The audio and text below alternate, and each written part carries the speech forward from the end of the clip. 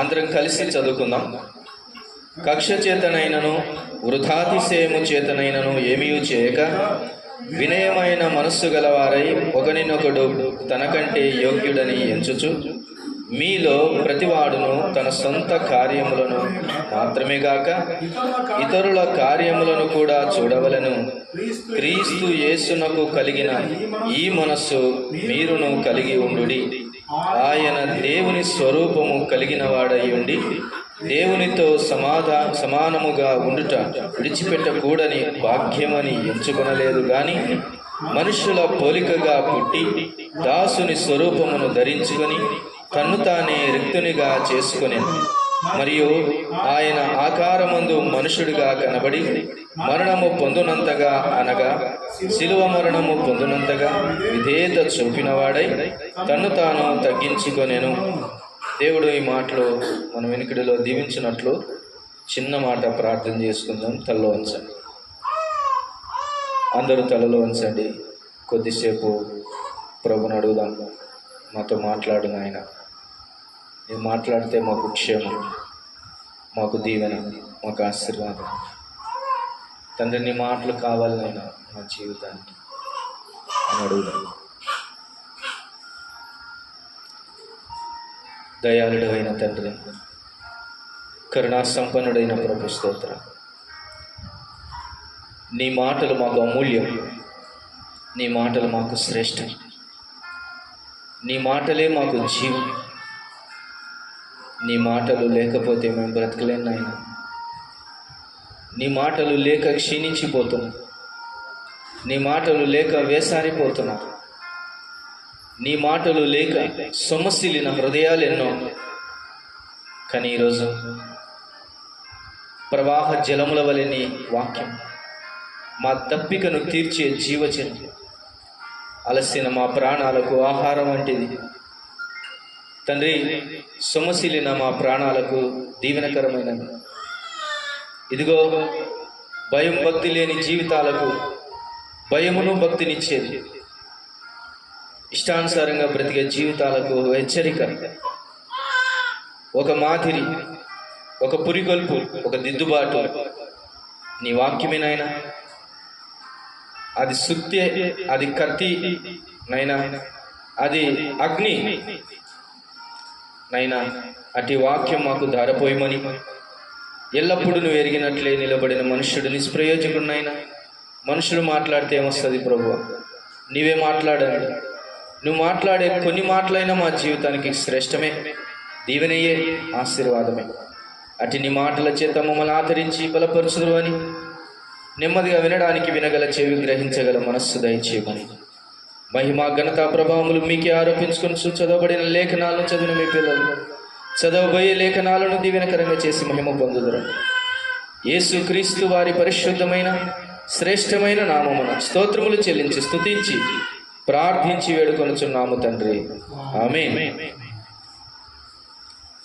ఫిలిప్పీలకు రాసిన పత్రిక అపోస్తలుడైన పౌలు 2వ అధ్యాయం మొదటి నుంచి 3వ వచనము నుంచి వరుసగా 8 వచనాలు మనం చదువుకున్నాం. ఈ 8 వచనాల మధ్యలో ఉన్న సారాంశం ఒకటే. కార్యాలు, దేవుని కార్యాలు కనబడుతున్నాయి, దేవుని మనస్సు కనబడుతుంది, దేవుని తగ్గింపు కనబడుతుంది. అనగా మన ప్రభు యొక్క తగ్గింపు అక్కడ కనబడుతుంది. ఇది క్రైస్తవ జీవితానికి ఒక మాదిరి. ఇంతకంటే మాదిరి లేదు. ఇంకా ఇంతకంటే మాదిరి అయినటువంటి వాళ్ళు బైబిల్లో లేరు. మన ప్రభువే మాదిరి మనకు. ఎంత మాదిరి అంటే మనము ఎంతైనా పాటించుటకు, ఎంతైనా మన జీవితాలు మార్చుకోవడానికి అవసరమైనంత మాదిరి మనకు కనబడుతుంది. చూడండి, 4వ వచనాన్ని మరోసారి చదువుకుంది. మీలో ప్రతివాడును తన సొంత కార్యములను మాత్రమే గాక ఇతరుల కార్యములను కూడా చూడవలెను. క్రీస్తు యేసునకు కలిగిన ఈ మనస్సు మీరును కలిగి ఉండుడి. చాలు. క్రీస్తు యేసునకు కలిగిన ఈ మనస్సు మీరు కలిగి ఉండండి. మనస్సు కలిగి ఉండటం అనేది అది పుట్టుకతోనే వచ్చేది కాదు. మనస్సు మనం మార్చుకోవచ్చు, మన చేతిలో ఉంది మన మనస్సు. అందుకనే ఈ లోకంలో గుర్రం స్వారీ చేసేవాడైనా తన గుర్రాన్ని చాకచక్యంగా తన అదుపులో పెట్టుకోకపోయినా వానికంటే తన మనస్సును తన ఆధీనంలో పెట్టుకున్నవాడు గొప్పవాడు అని రాయబడింది. కాబట్టి మనస్సు అనేది మన ఆధీనంలో పెట్టుకునేది. అది నా మనస్సు ఇంతే అనడానికి లేదు, నా మనస్సు వేరే వాళ్ళకి ఇచ్చాను అనడానికి లేదు. నా మనస్సును నా ఆధీనంలో పెట్టుకునే కెపాసిటీ నాకుంది. దేవుడు అట్లా కలగజేసాడు మనల్ని. చాలామంది అట్లా నా వల్ల కావట్లేదు అంటారు. ఎందుకు? దేవుడు నిన్ను చేశాడు. దేవుడు నిన్ను కలగజేసినప్పుడే తన పోలికలో చేసుకున్నాడు. అన్ని కెపాసిటీలు ఉన్నాయి మానవునికి.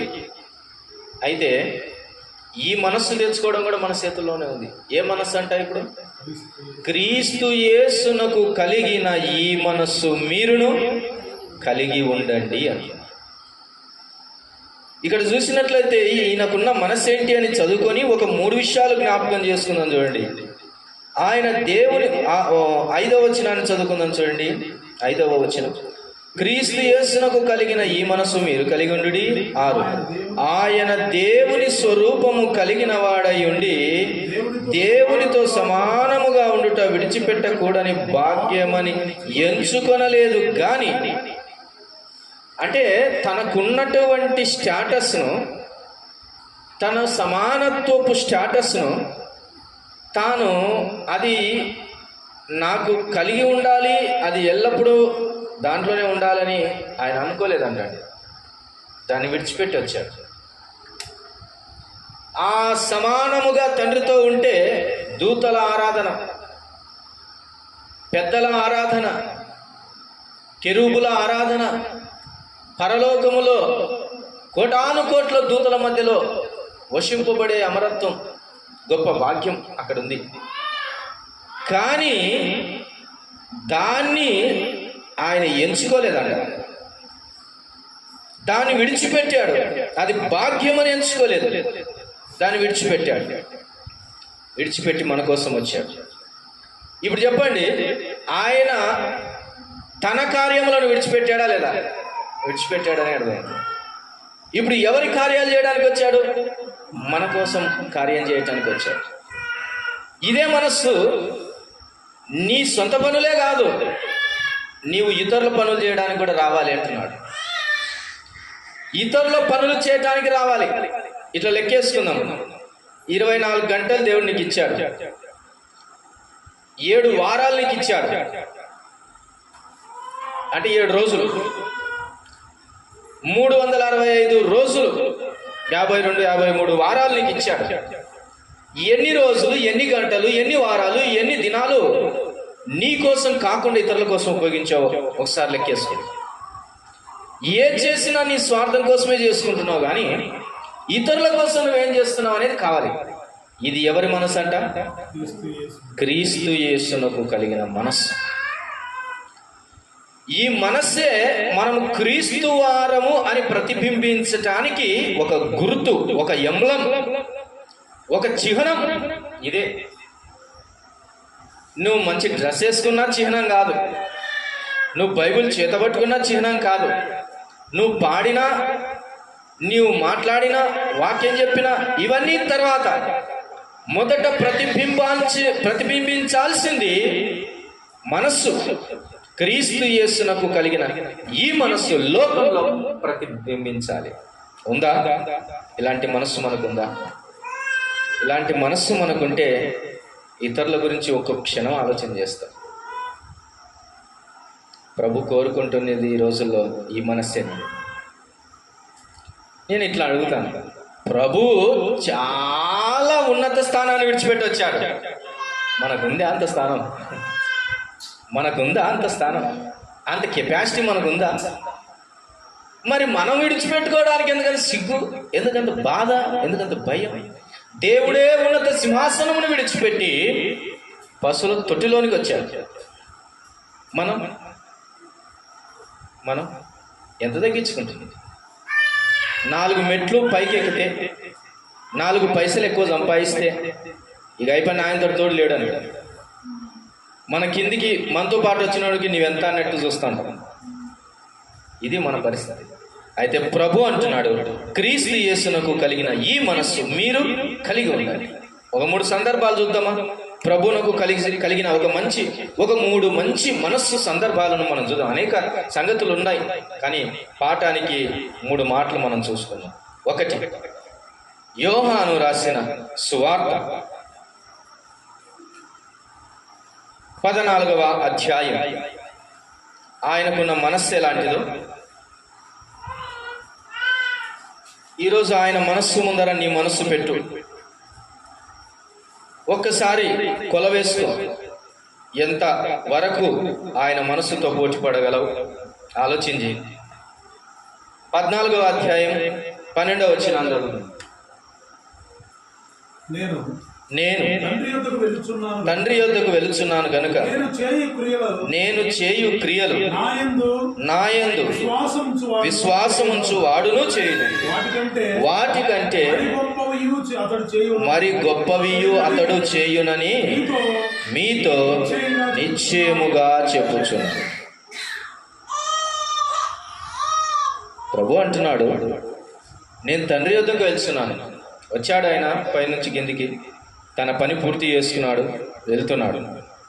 నా తండ్రి యొద్దకు నేను వెళ్తున్నాను గనుక నేను చేయు క్రియలు నా యందు విశ్వాసముంచు వాడును చేయు.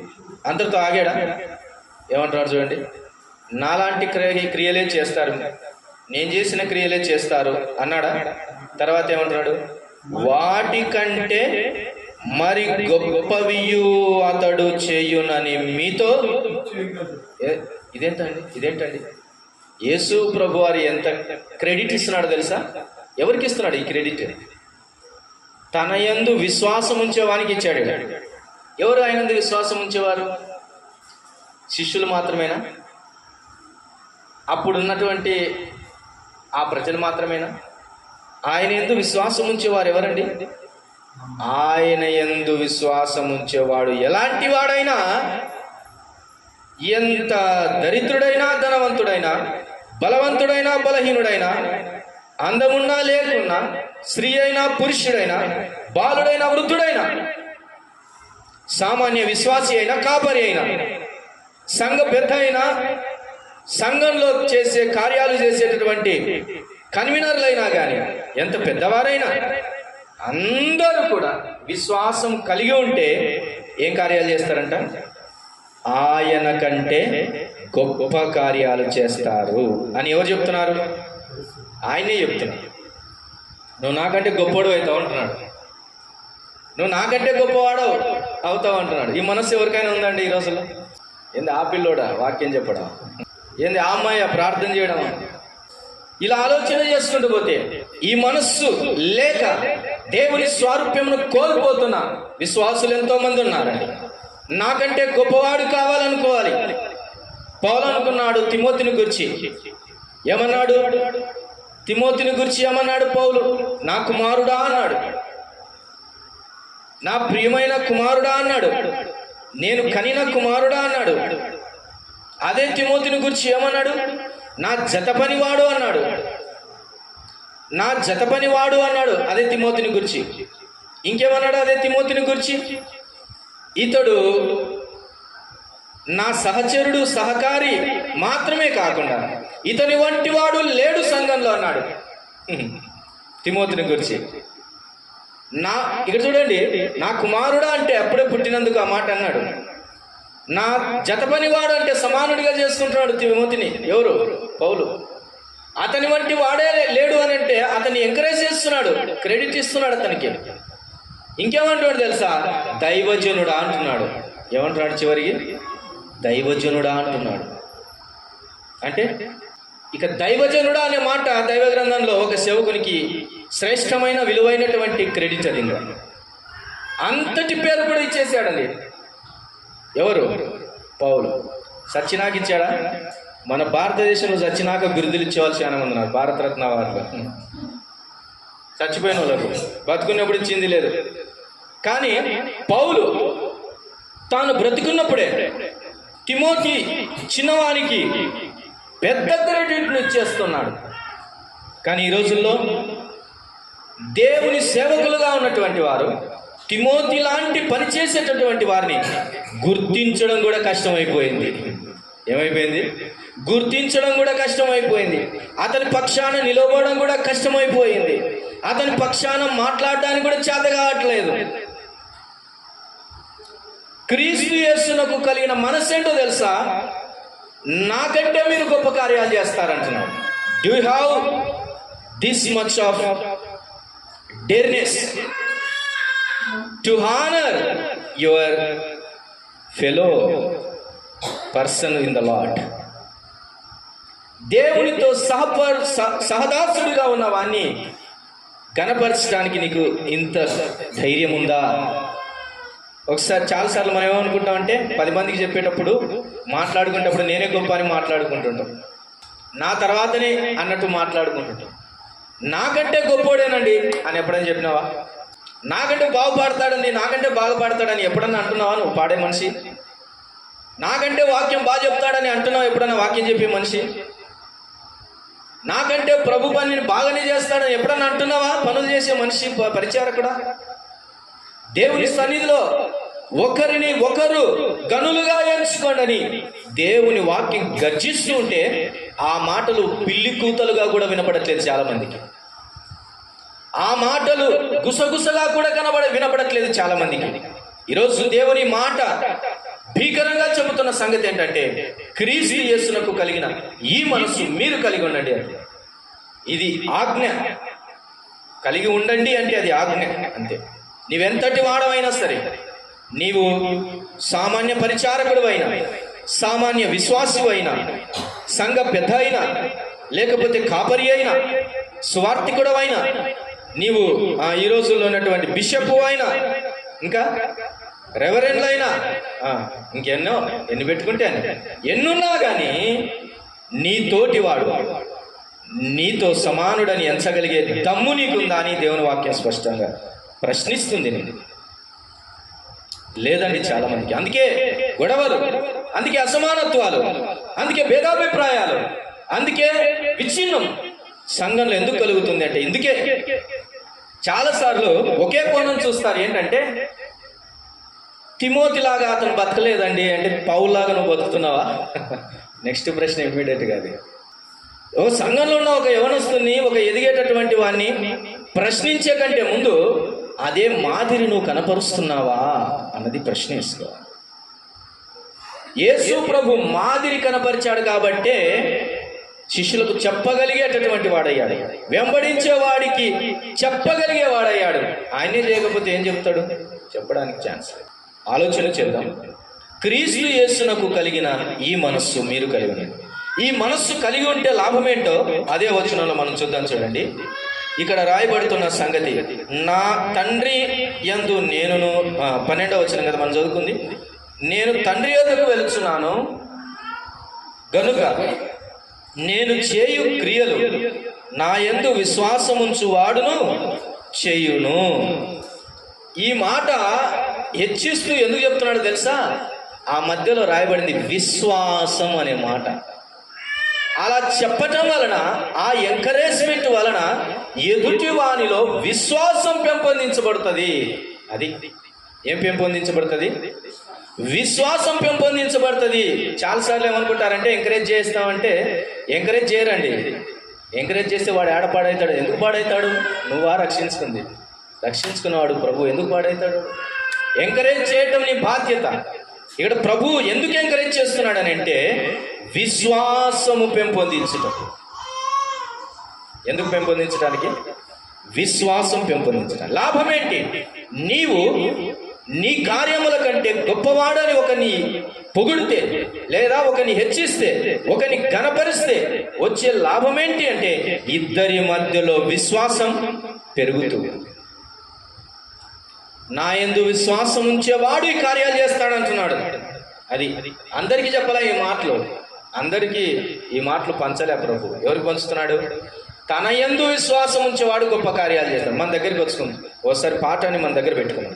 అలాగైతే ఇలాంటి విశ్వాసం నీకుందా? ప్రభు కంటే గొప్ప కార్యాలు చేసే విశ్వాసం నీకుందా? లేకపోతే ఈరోజు ప్రభునడు, ఆయన విశ్వాసమునకు కర్త అయ్యాడు.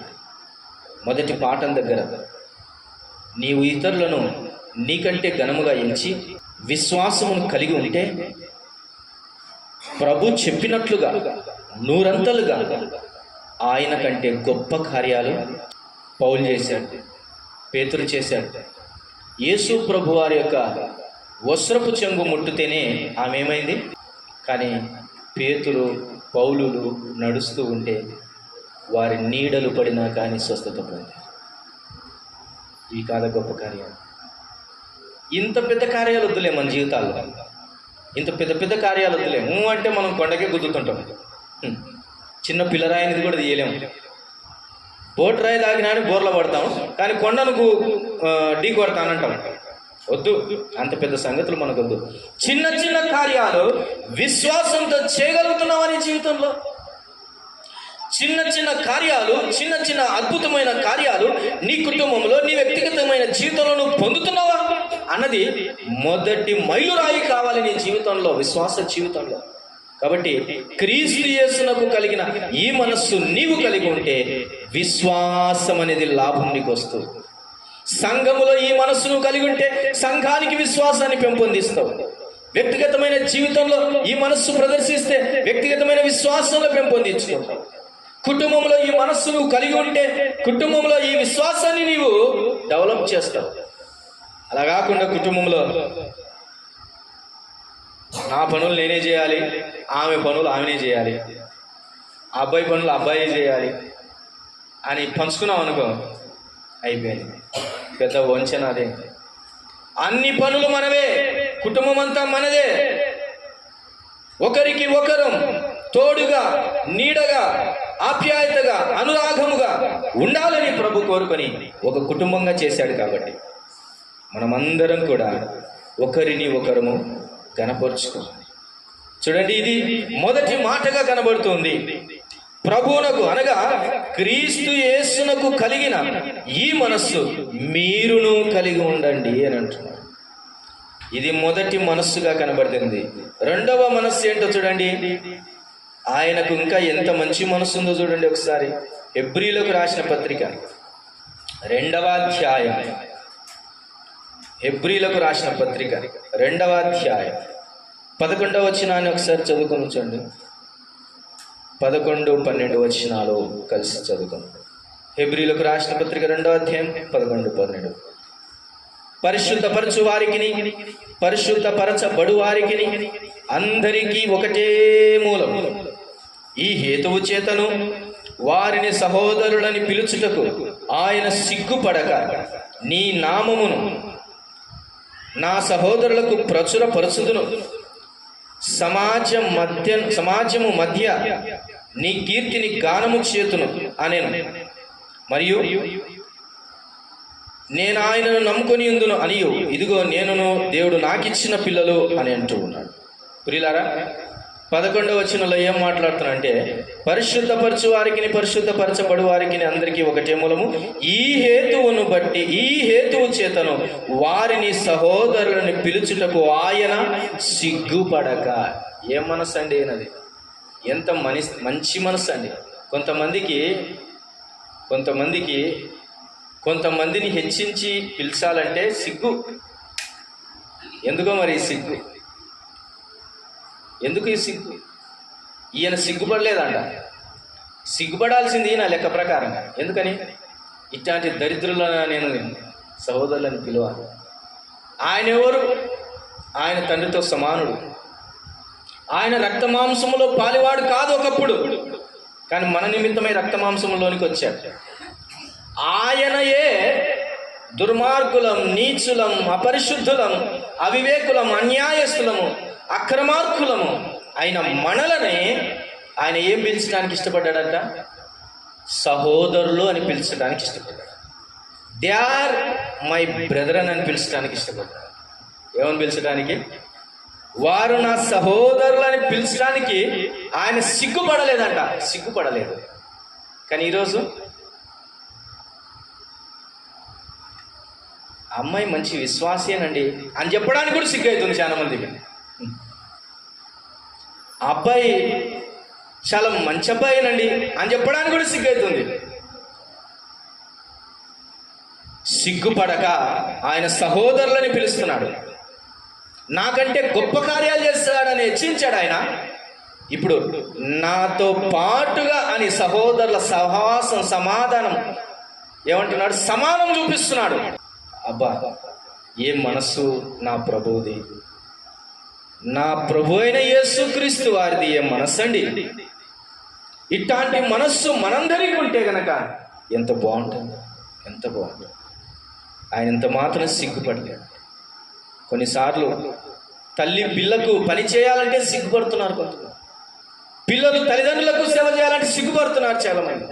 సంఘంలో చేపలు పరచాలంటే సిగ్గు కొంతమందికి. వాళ్ళ డ్రెస్అప్ చూసి నడమే ఉంచరు వాళ్ళు. ఎందుకంటే వాళ్ళకు స్టేటస్ ఉందండి. సంఘంలో పనిచేస్తారంటే ఇంకో రకంగా ఉంటారు. వాళ్ళు చేయాలి, మనం ఎందుకు చేస్తాం? సిగ్గు.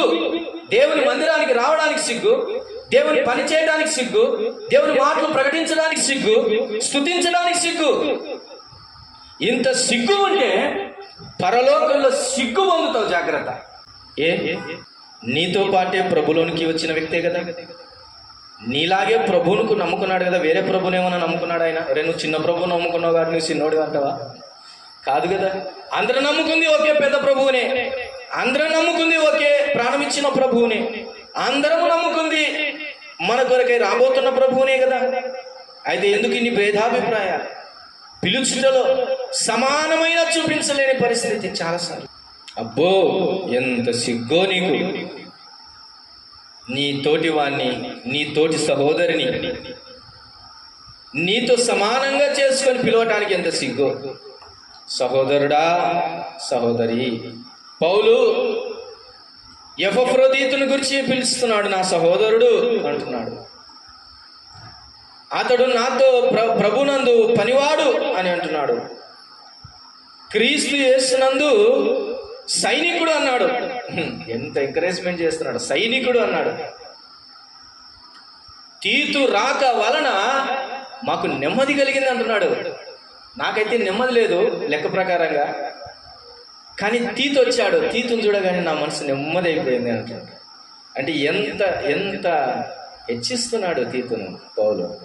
ఏమంటే ఈరోజు పౌల్లాగా ప్రసంగించేవాడు ఉండొచ్చు, పౌల్లాగా కార్యాలు చేసేవాడు ఉండొచ్చు, పౌల్లాగా విశ్వాసం కలిగిన వాడు ఉండొచ్చు, కానీ పౌల్లాగా తగ్గించుకునేవాడు లేడండి సంఘంలో. ఈరోజు నీ తగ్గింపు జీవితం, నీ ఎదుటివాణ్ణి నీతో సమానంగా చేసుకునే ఆ మనస్సు ఎవరిదో తెలుసా? క్రీస్తు యేసునకు కలిగిన మనస్సు. ఏ మనస్సు అండి? క్రీస్తు యేసునకు కలిగిన మనస్సు. పిల్లలకో మనస్సు, తల్లికో మనస్సు, ఇటు రకరకాల మనస్సులు ఉంటాయి, కానీ మన మనస్సు ఎవరితో సమానంగా ఉండాలో తెలుసా? క్రీస్తు యేసునకు కలిగిన మనస్సు కలిగి ఉండాలి. మంచి మనసున్న వ్యక్తి అయ్యా అంటావు. ఎవరిని చూసి? 4 డబ్బులు నీకు సాయం చేస్తే మంచి మనసు ఉన్నాడు అంటావు. ఒక ముద్ద అన్నం పెడితే మంచి మనసు ఉన్నాడు అని అంటావు. అంతేనా? అంతకు మించిన మనస్సు మన ప్రభు అయిన యేసుక్రీస్తు. నీచులు, అన్యాయస్తులు, దుర్మార్గులైన మనలని సహోదరులారా అని పిలుస్తున్నాడు. మీకు నాకును తండ్రి ఒకడే అంటున్నాడు. నా సహోదరులారా అని అంటున్నాడు. ఎంత గొప్ప భాగ్యం అని, ఎంత గొప్ప. 12 మంది కుమారులు యాకోబుకు పుడితే అందులో యేసేపును వారు కనీసం తమ తమ్మునిగా కూడా ఎన్నిక చేయలేక, అంగీకరించలేక అతని కొట్టి గోతిలో పడివేసి ఆ యొక్క ఐగుప్తీలో అమ్మివేశారు, బానిసత్వానికి అమ్మివేశారు. సహోదరులారా అని పిలిచారు. ఎవరు సహోదరులు? దైవ గ్రంథంలో చాలా పెద్ద పాఠమే ఉంది. అందరూ సహోదరులు కాదు. క్రీస్తు యేసునందున్న వారు సహోదరులు, క్రీస్తునందు పనిచేసేవారు సహోదరులు, సంఘములో పాలిభాగస్తులైన వారు సహోదరులు. ఇలాగూ లేఖనం చెబుతుంది సహోదరులు ఎవరోని. ఈరోజు ప్రభు సత్య ప్రకారం చెబుతున్నాడు, నా సహోదరులని పిలుచుటకు నేను సిగ్గుపడలేదు. అయితే లాభం ఏంటి? నీతో పాటుగా అట్టి వారిని సహోదరులుగా పిలిచి నీతో సమానులుగా చేసుకోవటం వలన నీకు, సంఘానికి, కుటుంబానికి వచ్చిన లాభం ఏంటి అంటే, చూడండి, హేతు అక్కడ రాయబడింది. హేతు ఏంటి? 11వ వచనం చదువుకున్నాం, హెబ్రీ 2:11. హేతు ఏమిటి? మొదటి పాఠానికి హేతు విశ్వాసం. రెండవ పాఠంలో హేతు ఏంటి అని అంటే, పరిశుద్ధపరచు వారికి, పరిశుద్ధ పరచబరు వారికి అందరికీ ఒకటే మూలం. ఈ హేతువు చేత, హేతు ఏంటంటే అక్కడ పరిశుద్ధత హేతు. ఏంటిదండి హేతు అంటే? ఏంటిది? పరిశుద్ధత అక్కడ హేతు. కారణం ఏంటిది? అక్కడ పరిశుద్ధత కారణం. ఒకరిని నువ్వు హెచ్చిస్తే నీ పరిశుద్ధత ఏం పోదు. ఇట్లా అంటది మా అమ్మ, ఆ పని చేస్తే నీ కిరీటం ఏం కింద పడదులేరా, చెయ్యి అంటది. ఎద్దుల దగ్గరికి వచ్చి వెళ్ళి పేడకాలు ఎత్తితే నీ కిరీటం కింద పడదులేనాయన, వెళ్ళి చేయి ఆ పని అనేది నాకు బాగా గుర్తు. ఎవరి మాటలు నాకు గుర్తు లేకపోయినా మా అమ్మ మాటలు మాత్రం చాలా బాగా గుర్తుండే. నీ కిరీటం కింద పడదులే అని అంటది. ఈరోజు ప్రభు అంటున్నాడు, నీతో సమానునిగా చేసుకొని మాట్లాడటం వలన నీ కిరీటం కింద పడదులేయ్యా. దేవుని వాక్యం చెబుతుంది. ఇంకా పైపెచ్చు పరిశుద్ధత అక్కడ ప్రామాణికమవుతుంది. నీలో పరిశుద్ధత పెరుగుతుంది, నీ కుటుంబంలో పరిశుద్ధత పెరుగుతుంది, సంఘంలో పరిశుద్ధత పెరుగుతుంది. ఇదిగో ప్రభులోనికి వచ్చిన ఈ వ్యక్తి, ప్రభునందు విశ్వాసం ఉంచిన వ్యక్తి ఈరోజు నాతో పాటు సేవలోనికి వచ్చాడని నువ్వు హెచ్చించి గణపరిచి అతన్ని ఆశీర్వదించడం వలన నీకు వస్తుంది. ఏమొస్తుందో తెలుసా? పరిశుద్ధత వస్తుంది. అక్కడ ఏ కార్యం జరుగుతుందో తెలుసా? పరిశుద్ధ కార్యం జరుగుతుంది. దేవుడు సిగ్గుపడకపోవటానికి కారణం ఏంటో తెలుసా? ఆయన పరిశుద్ధతను చూస్తూ ఉన్నాడు. పరిశుద్ధ పరిచే దేవునికి, పరిశుద్ధ పరచబడే వారికి ఒకటి మూలమని ఎరిగిన ప్రభువు సిగ్గుపడకుండా పనిచేస్తున్నాడండి. ఈరోజు దేవుని పని చేయడానికి సిగ్గుపడకుండా ముందుకు వస్తావా? 3వ మాట దగ్గరికి నేను దాటి వెళ్తున్నాను. రండి, మత్తయి సువార్త 3వ అధ్యాయం. మత్తయి సువార్త 3వ అధ్యాయం. క్రీస్తు యేసునకు కలిగిన ఈ మంచి మనస్సును మనము ధ్యానిస్తుంటుండగా, ప్రియ చెల్లి అక్క, అన్న, ఇలాంటి మనసు నీకుందా అన్నయ్య? నీకుందాకయ్యా? ఒకసారి ఆలోచించేవా అని ప్రభు నిన్ను గురించి హెచ్చరిస్తూ ఉన్నాడు. 3వ అధ్యాయం 15వ వచనంలో యేసు ఇప్పటికి కానిము నీతి యావత్తు ఈలాగు నెరవేర్చుట మనకు తగియున్నదని అతనికి ఉత్తరమిచ్చెను కనుక అతడు అలాగు కానిచ్చెను. 3వ సందర్భం మనం చూస్తున్నాం. యేసు ప్రభువారు బాప్తిసమిచ్చు యోహాను దగ్గరికి వచ్చాడు. వస్తూ ఉండక మునిపే బాప్తిసమిచ్చు యోహాను ప్రభు అయిన యేసుక్రీస్తు గురించి ఓ మాట అన్నాడు. ఆయన చెప్పుల వారు విప్పుటకైనను నేను యోగ్యుడను కాను అన్న తర్వాత ప్రభువే వచ్చాడు. ప్రభు దగ్గరికి వచ్చుచున్నప్పుడు చూశాడు.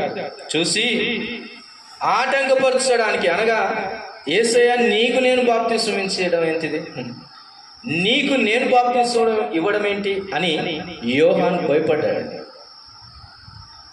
యోహాను దాన్ని రిజెక్ట్ చేయడానికి ట్రై చేసినప్పుడు ప్రభు పలుకుతున్న మాటలు చూడండి. ఇప్పుడు 14వ వచనంలో ఎలాగ చేస్తున్నాడు యోహాను. అందుకు యోహాను, నేను నీ చేత బాప్తిసం పొందవలసిన వాడనై ఉండగా నీవు నా యొద్దకు వచ్చుచున్నావా అని ఆయనను నివారింపజూచెను. కానీ యేసు ఇప్పటికి కానిము నీతి యావత్తు ఇలాగ నెరవేర్చడం మనకు తగియున్నదని అతనికి ఉత్తరం ఇచ్చెను గనుక అతడు అలా కానిచ్చాను. ప్రియులారా, యేసు ప్రభుకు కలిగిన ఈ మనస్సు చూడండి. ఎవరితో బాప్తిసం పొందుతున్నాడండి? యోహానుతో, ఒక మానవునికి పుట్టిన మనుషునితో. దేవుని కొరకై మార్గము సిద్ధపరచవలసినటువంటి యోహాను చేత, ప్రభు కొరకై కేక వేయాల్సిన వానితోని, ప్రభు మార్గములను సరళము చేయవలసిన వాని దగ్గరనే యేసు ప్రభు వారు ఏం పొందుతున్నారు? బాప్తిసం.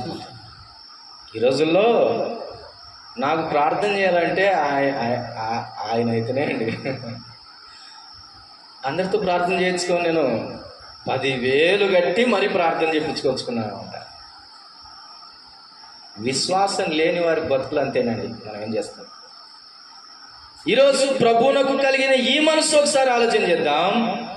ఆయన యోహాను చేతుల కిందనే బాప్తిసం పొందుతున్నాడు. బాప్తిసం ఎట్లా తీసుకుంటారండి? ఎట్లా తీసుకుంటారు బాప్తిసం? నీళ్ళతో సిలకరించా? ఎట్లాంటి బాప్తిసం తీసుకుంటారు? మీరలా ఏ బాప్తిసం తీసుకున్నారు? నీళ్ళలో ముంచబడ్డారా? ముంచి లేచారా కదా? ఇప్పుడు చెప్పండి, నీకు బాప్తిసం ఇచ్చిన ఆయన ముందు నమ్ముకున్నాడా కదా? నమ్ముకున్నాడేనా? నీకెవరు బాప్తిసం ఇచ్చారు? మాస్టర్ గారు ఇచ్చారు. ఇట్లా అనుకుంటారు కొంతమంది. బాగా పెద్ద సాక్ష్యం చెప్పడానికి ఒక స్టేటస్కి వచ్చినాక, నాకు బాప్తిసం ఇచ్చింది ఎవరో తెలుసా? ఫలానా దైవజనుడండి అంటారు. ఏమంటారు? ఫలానా దైవజనుడండి నాకు బాప్తిసం ఇచ్చినవాడు. ఇప్పుడు ఆ బాప్తిసం ఇచ్చిన వ్యక్తి నీకంటే గొప్పోడే కదా. బాప్తిసం తీసుకుంటున్నా నీవు అప్పుడప్పుడు ప్రభులోకి వచ్చావని అర్థం కదా. అంటే ఈ స్థితిలోనికి, అంటే నేనే తక్కువవాడిని అన్నట్టుగా బాప్తిసం పొందుతున్న ఈ వైఖరి ప్రభువుది ఎంత గొప్పదండి. ఇంకో మాట చెప్తాను. ఎవరిని ముంచుతారు? ఇచ్చతోడిని తీసుకునేతోడు ముంచుతాడా? లేకపోతే తీసుకునేతోడిని ఇచ్చతోడు ముంచుతాడా? ఎవరు ముంచుతారు? తీసుకునేటోడు వాడిని, ఇచ్చేవాడు ముంచుతాడు. అవునా? ఇప్పుడు మన ప్రభు అయిన యేసుక్రీస్తు వారిని ఎవరు ముంచుతున్నారో తెలుసా? యోహాను ముంచుతాడు. యోహాను ముంచి లేపుతున్నాడండి బాప్తిసం ఇస్తూ. ఎవరి చేతుల్లోకి ఒదుగుతున్నాడో తెలుసా? యేసు ప్రభు యోహాను చేతుల్లోనికి ఒదుగుతూ ఉన్నాడు. ఎంత భాగ్యం!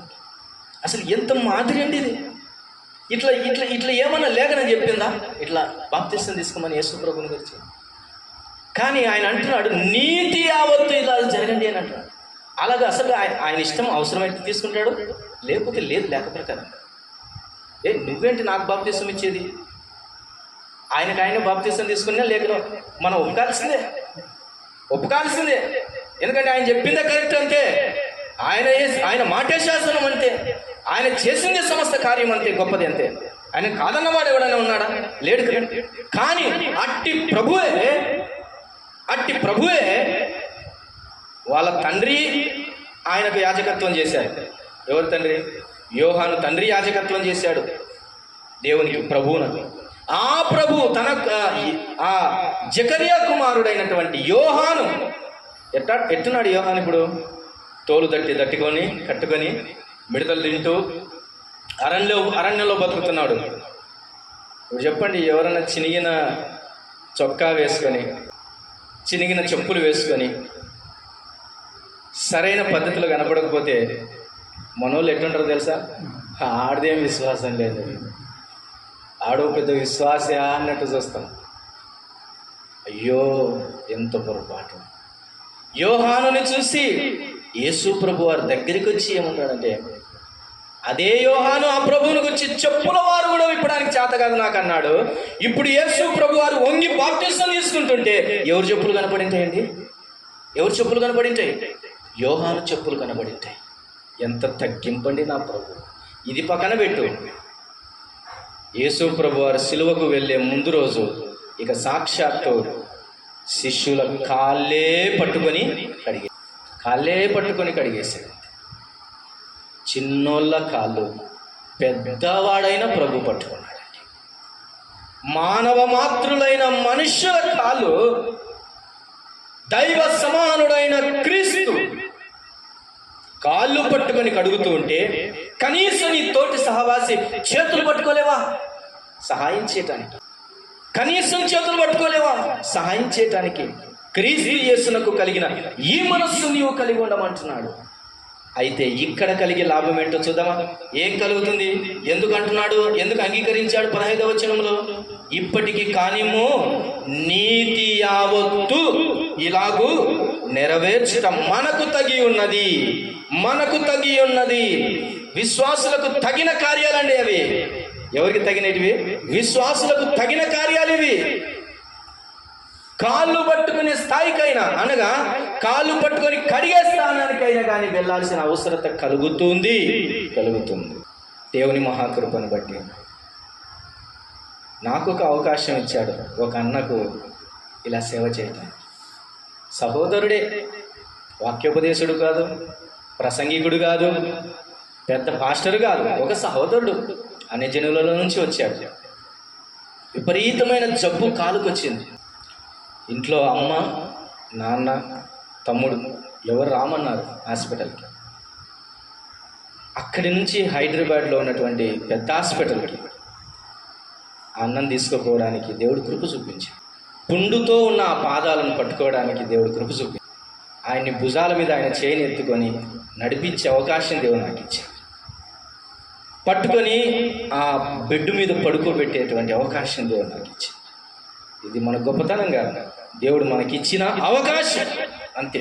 ప్రియమైన సహోదరులారా, సహోదరులారా, యేసు ప్రభు వారు ఎంత మాత్రం కూడా సిగ్గుపడలేదు. తన దైవిక స్థితిని ఎప్పుడు తలంచుకోలేదు, ఎప్పుడూ గుర్తు చేసుకోలేదు. నేనా అని ఎప్పుడు అనుకోలేదు. ఒక్కసారి నా ప్రభువు గనక, ఒక్కసారి మన ప్రభువు గనక ఈ కార్యం చేయడానికి, ఇంత నీచంగా తగ్గించుకోవడానికి నేనా అని అనుకుంటే మన రక్షణ భాగ్యం మనకుండేది కాదు. మనల్ని రక్షించిన నాథుడిగా లేకపోవును. ఇక మన బ్రతుకు పాతాళమే, మన స్థితి నిత్య నరకాగ్ని. ఇక మనము లయమైపోవాల్సిన వారమే, ఇక ఎప్పటికీ కనబడకుండా నిర్మూలమయ్యే వారమే. నా ప్రభు, మన ప్రభు ఒక్కసారి కూడా తన మనసులో ఇట్లా అనుకోలేదండి. నేనా అనుకోలేదు, నేనే అనుకున్నాడు. నేనే, ఇక నేను తప్ప ఇంకెవరున్నారు నా పిల్లలకు అనుకున్నాడు ఆయన. అందుకే మనుష్య కుమారుడు పరిచర్య చేయించుకొనుటకు రాలేదు, కానీ పరిచర్య చేయుటకును, పరిచారము చేయుటకును, అనేకులకు ప్రతిగా తన ప్రాణం పెట్టుటకును ఆయన వచ్చెనని ఆయనను గురించి చదువుతున్నాం. క్రీస్తు యేసునకు ఈ కలిగిన ఈ మనస్సు ఎందుకు జరుగుతుంది అంటే రాయబడిన మాట, నీతి యావత్తు. రీజన్ ఏంటిది? నీతి యావత్తు, నీతి యావత్తు. For the righteousness he did this thing. నీవు గనక ఇంత తగ్గించుకొని ఇట్లాంటి విధంగా దేవుడు తగ్గించుకున్నట్టుగా నీవు తగ్గించుకుంటే అక్కడ ఏమొస్తుందో తెలుసా? మళ్ళీ చెప్తున్నా, నీ కిరీటం పడిపోదు, కానీ నీకు నీతి కిరీటం వస్తుంది. అక్కడ ఎస్టాబ్లిష్ అవుతున్నది ఏంటో తెలుసా? నీతి, నీతి, నీతి. ఒక గొప్ప సేవకుడా నీవు గనక ఈ కార్యం చేస్తే నీతి అక్కడ ఎస్టాబ్లిష్ అవుతుంది. ఓ పెద్ద మనిషి నువ్వు కనుక ఈ కార్యం చేస్తే నీతి, నీతి తగ్గించుకుంటే నీతి వస్తుంది, నీతి వస్తుంది. నేనా అని నిక్కబొరుచుకుంటే నీతి రాదు, పాడు రాదు, ఉన్న పేరు కూడా పోతుంది. దేవుడు సెలవిస్తున్నాడు, ప్రభువే సెలవిస్తున్నాడు. నీతి యావత్తు మనము ఇద్దరం కలిసి, ఎలా అంటున్నాడు యోహానుతో, మన ఇద్దరము నీతి యావత్తు ఇలాగూ చేయుటం మనకు తగినది, తగినది, తగినది. ఎంత గొప్ప మాట నేర్పుతున్నాడండి నా ప్రభు. ఈరోజు మనం నేర్చుకోవాల్సిన పాట, క్రీస్తు యేసునకు కలిగిన ఈ మనస్సు నీకు నాకుంటే ఎంత మేలు. ఉందా? పిరికెడు ముద్దలో మరొకరికి పెట్టే మనస్సు నీకుందా? చల్లని నీళ్లు ఒక గ్లాసులు ఇచ్చే మనసు నీకుందా? సంఘంలో ఉన్న వారందరినీ నీ ఇంటికి పిలిచి ఆతిథ్యం ఇచ్చే ఈ మనస్సు నీకుందా? అందరికీ తుడుచుకోవటానికి తువాలు ప్రభు ఇచ్చినట్టుగా ఇచ్చేటటువంటి మనస్సు నీకుందా? దేవుని పిల్లలకు సహాయం చేసే చేతులు నీకున్నాయా? ప్రభు పిల్లల కోసం మాట సహాయం చేసే ఆ మనస్సు నీకుందా? నీ కష్టార్జితంలో కొంత ఇచ్చేయటానికి మనస్సు నీకుందా? నీతో పాటు నీ ఇంట్లో ఒక రాత్రి బస చేయటానికి అనుమతించడానికి మనసు నీకుందా? ఎక్కడిదండి మనసు? బస్సు ఎక్కితే సీట్ ఇవ్వడానికే మనసు లేదు రోజుల్లో. బస్సు ఎక్కితే సీట్ ఇవ్వలేకుండా యవ్వనస్తుడే, బలవంతుడే అవతల ఉన్నటువంటి ముసలామెకు సీట్ ఇవ్వకుంటున్నాడు, లేడల్లా. ఎంత దారుణం! నా ప్రభువుకి ఎంత మనస్సు ఉంది. ఒకటి, ఆయన ఎందుకు ఈ మనస్సు కలిగి ఉన్నాడంటే, ఒకటి విశ్వాసము కారణం, రెండవది పరిశుద్ధత కారణం, మూడవది నీతి కారణం. నీవు తగ్గించుకుంటే ఇవే జరుగుతాయి. నీవు సమానత్వంతో అందరినీ ఆలోచిస్తే ఇవే జరుగుతాయి. ఇప్పుడు చెప్పండి, మొదటి మాటలో ఆయన అందరినీ హెచ్చించి చూశాడు, రెండవ మాటలో ఆయన అందరినీ సమానంగా చూస్తున్నాడు, మూడవ మాటలో ఆయన్నే తగ్గించుకొని చూపిస్తున్నట్లు కనబడుతుంది ఈ ప్రభు. ఒకటి హై, ఒకటి సమానం, రెండోది తగ్గింపు. మూడు విషయాల్లో కూడా ఆయన తగ్గించుకున్నాడు. మూడు విషయాల్లో కూడా ఆయన తగ్గించుకున్నాడు. తగ్గించుకునే ఈ మనస్సు, అందుకనే most powerful and bold statement మనకు గుర్తు రావాలి. ఏంటిది అది? తన్ను తాను తగ్గించుకున్నవాడు హెచ్చింపబడును. ఎవరైనా ఈ మాట మర్చిపోతారండి? ఈ మాట అందరికీ నోటెడే, అందరికీ నోటెడే. కానీ note this point your honour అంటున్నాడు ప్రభు ఈరోజు. ప్రతి క్షణంలో note this point your honour అంటున్నాడు. వెళ్తుండగా, వస్తుండగా, చేస్తుండగా ప్రతి విషయంలో ప్రభువునకు కలిగిన ఈ మనస్సు. ఒకటి, ఆయన తన్ను తాను తగ్గించుకున్నటువంటి మనసు. నాకంటే గొప్ప కార్యాలు చేస్తారు అని అన్నాడు. రెండవది, ఆయన వారిని సహోదరులను పిలుచుటకు సిగ్గుపడలేదని చూస్తూ ఉన్నాడు. మూడవదిగా, బాప్తిసం ఇచ్చుటకు, నీ ద్వారానే పొందుటకు నీతి యావత్తు ఇలాగూ జరగనిమ్ము అని తను తల వంచిన ప్రభువుగా చూస్తూ ఉన్నాడు. పెద్దరికం, వృద్ధుడవు, పెద్దవాడవు, అయితే తగ్గించుకోకూడదా? అయితే తగ్గించుకోకూడదా? వయసు పెరిగితే అన్ని పెంచుకుంటూ పోవడమేనా? తల్ల నెరిసినంత మాత్రాన అన్నిట్లో నీవు ఎక్స్పీరియన్స్ చేయడానా? కీర్తనకారుడు అన్నాడు, వృద్ధుల కంటే గొప్ప జ్ఞానం నాకుంది అన్నాడు. ఆలోచన చేయి. నీకంటే యవనస్తులే ప్రార్థన పరులుగా ఉన్నారు. నీకంటే యవనస్తులే చురుకుగా పని చేస్తున్న వారుగా ఉన్నారు. నీకంటే యవనస్తులే ఇచ్చే విషయంలో ధన్యతగా కనబడుతున్నారు. నీకంటే యవనస్తులే అన్ని విషయాల్లో మాదిరికరంగా కనబడుతున్నారు. నువ్వేంటి పో, మాటకు పెద్దోడు అయ్యావు, జుట్టు చూడడానికి తెల్లగైంది అంతే, తగ్గింపుకునేమే లేదు. ఈరోజు నా ప్రభు ఎంతటి వాడో తెలుసా?